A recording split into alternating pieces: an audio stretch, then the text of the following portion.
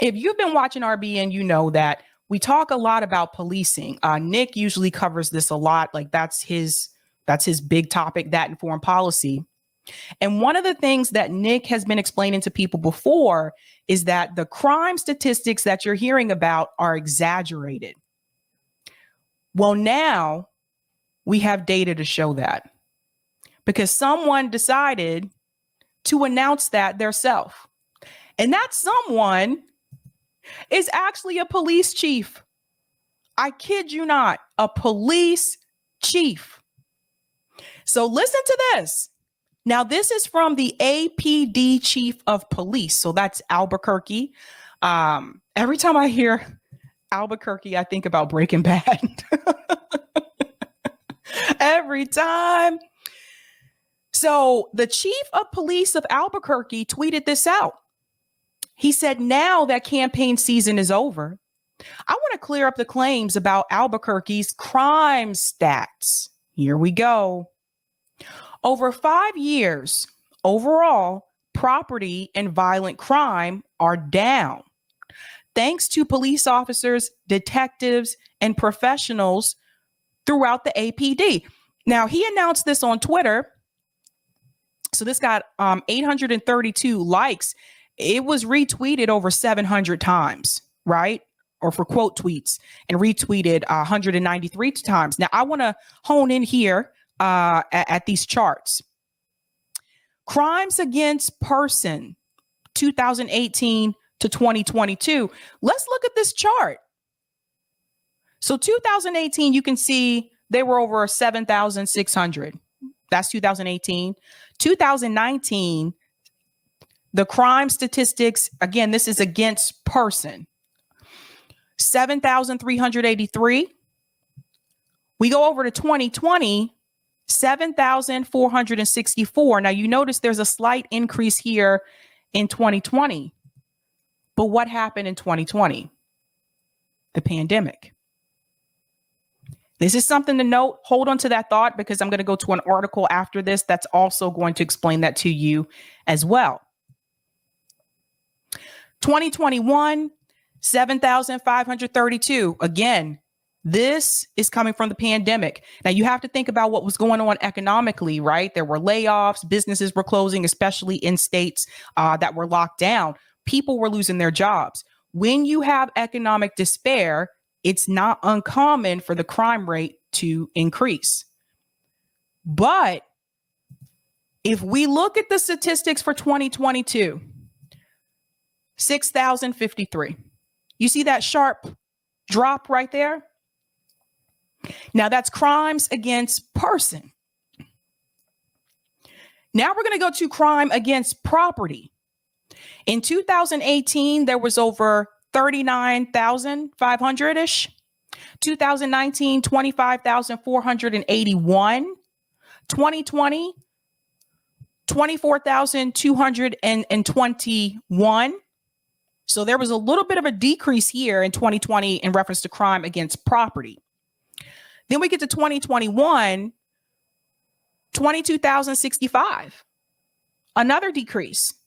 And then we get to 2022, a slight increase here of 22,287. When we hear people discuss crime statistics in the United States, they are always referring to violent crime. We've seen it on CNN, MSNBC, and Fox News. There's been a lot of fear mongering about crime this year in mainstream media. But look at what this guy is showing you. This is the police chief. So, I don't know if he still has his job, but just in case. Like, he put this on Twitter for everybody to see. But pay attention to what he said. Now that the campaign season is over, I want to clear the air up about the crime statistics. So could it be that people were using crime statistics to encourage voters? Could it be? I think so. I think so. Now, I want to show you an article here as well that is going to dive into this a little bit more. So we're going to go a little bit deeper here. The truth behind crime statistics. There was a whole report on this. This is the Thurgood Marshall Institute report. Let's dive in. Now we're going to go down here. This is what I want to show you here. During the pandemic, or the pandemic drove the 2020 homicide spike, but local factors influenced whether and how quickly a city bounced back in 2021. So this is something they want you to be aware of. Again, notice that they're pointing out there was a spike in 2020 in reference to homicides, but again, what was going on at that time? The pandemic. So again, people in economic despair. That's why there was that spike. Let's go on. Tough on crime. This includes law and order prosecutors, absence of bail reform, and increased police budgets did not prevent cities from experiencing a homicide spike in 2020, which goes back to what we've been saying before. Just because you give the police more funding, that does not decrease the crime, because police only solve 0.02% of crime. So why are we funding the police again? Let's go on. Social and economic instability and heightened inequalities generated by the pandemic best explain the recent increase in homicides. Right on. Pandemic-induced economic instability is associated with increases in homicides. Pre-pandemic economic inequality is associated with increases in homicides. Listen to this, guys. Pre-pandemic evictions are associated with increases in homicides. So you see all these other driving factors: economic inequality, evictions. Now we want to get to, because you can download the full report here. Erica, could you put the link in the chat if people want to see the full report? We're going to go down here because there's a chart I want to show you. I want to show you this graph. They even give you advice how to talk back to a crime statistic. They even tell you how to speak about it. They tell you what is the source and how reliable is it. That's important to know. Has there been systemic misreporting? Is the source of the information independent and unbiased? That is also important to note. And how does an observation relate to local, regional, and national patterns? Now, this chart here, I want you to see something here. They talk about income increase and alcohol consumption decrease. These factors are associated with 5 to 10% decline in crime in the 90s and the 2000s. So again, bringing in these economic factors here and despair, right? Let's go down and look at the graph. Change in homicide rate 1960 through 2019. Now, if we really want to look at the numbers here, because I just want to show you guys, they keep bragging about crime has increased, crime has increased. If you look at this graph, you will see that over time, crime has actually been decreasing. Look at this, guys. 1981, right here. That's the highest point in reference to the homicide rate. So we're looking at the homicide rate here, 1981. Then it drops a little bit when we get over to 1985, 86, 87, it goes up a bit, decreases again. And then when we get into the 90s, 1993, it shoots up again, right?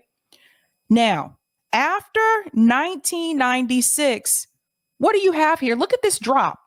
Boop, boop. You see that? If I'm not mistaken, I'll have to go back and check.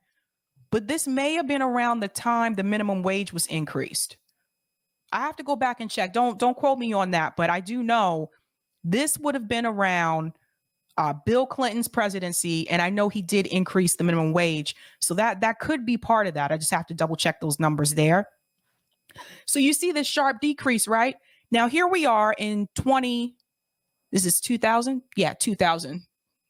Right in between there, 99 and 2002. 2000, and then we see little spikes here and there. And then it's going down again, and a little bit of an increase here, 2014, and pretty much holding steady there through 2019.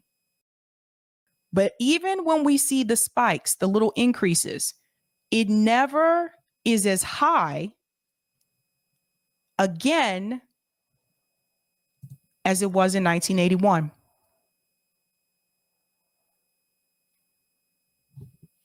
So where's all this increase of crime they keep talking about? See, this is why when you hear like these commentators on mainstream media talking about this issue, notice you don't see them showing the data like this. Now, this was research. This is a full report. Why aren't they showing you this? Let's go on. Let's go on. Let me hop back here. So that's important for people to know. And again, they go back into the homicide spike in 2020 because of the pandemic. And it depends on how quickly a city was able to bounce back. Now, they have different charts here. Historic patterns for cities with a small increase in homicide rates in 2021. So you can see that there. But overall, and I'm not going to get into the whole report. Like I said, this is a long report if you actually download the full report.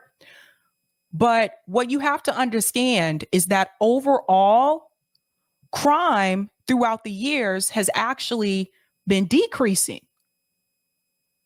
And so for some of you that may have been born in like 1999, it was never as bad as they said it was when you compare it to 1981. So people need to know this type of information. You need to see this because they want to fearmonger you. They want you to think, oh, crime is crazy. We need to give the police more money. No, they want to give the police more money because they want control. They want to give the police more money because they never want to protest like the George Floyd protest again. They ain't going to tell you that. Even the Democrats who agreed with the protest, even they not going to tell you that. They want to control the people. And then we have this other chart here that I want to show as well. The data here. Variations in cities' experiences of changes in homicide. So you can see large increase, small increase, and decrease. And again, you can see this here. 26%, 2%, 13%. We come on over here. 75%, 39%, 21%. Like I said, there's so much more to go through. Like I said, it's a long report, but definitely check that out. Now, I just showed you all that, right? Now I'm going to show you how The Guardian talked about crime increase. I'm going to show you the difference. Now, this is The Guardian, and this is pretty much a liberal outlet here. How bad is the rise in U.S. homicides?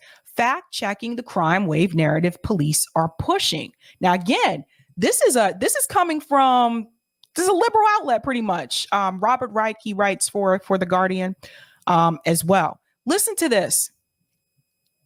There's one part here that I want to show you.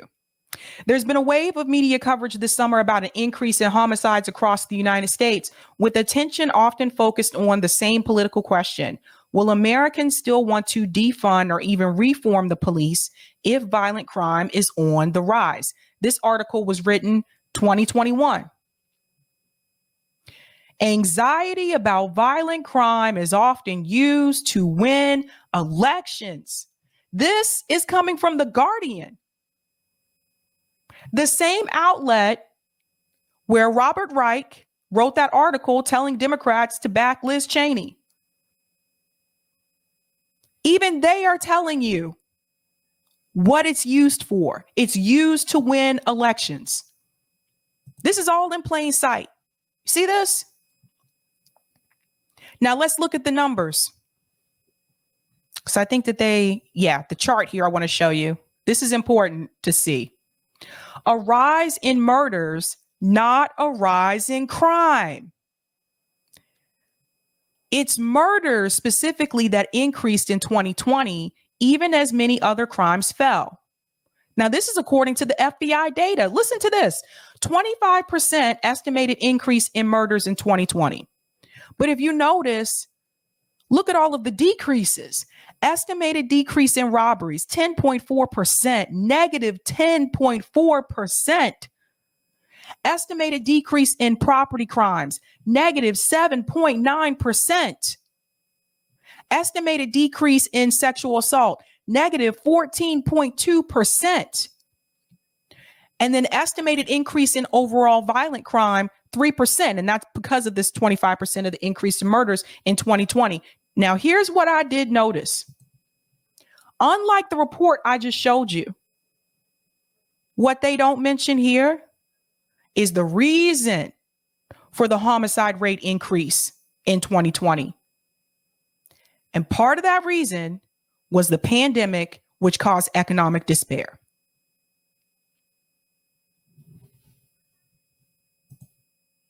They've been lying to you guys. This is what I was trying to tell you. The numbers, this is from the FBI data right here. Right here. I didn't make up these numbers. I'm not guessing these numbers. This is pulled from their data. Now, I showed you two different articles, two different ones from two different outlets, and they're both explaining this.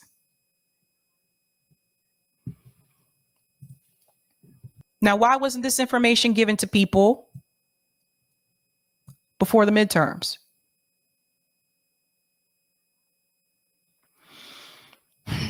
I'm going to go to some of the comments in the chat. We got to pay attention to it, guys. We got to pay attention to it. Israel, Sabby Sabs, Malcolm X said it best. How you have more law enforcement and more crime. Yes, yes. Oh, I should have played that video. That's right. He did talk about that one time before in a speech, because the militarization of the police department have not done anything for safety. Defund these mofos. Now you guys see when we talk about defunding the police. Okay.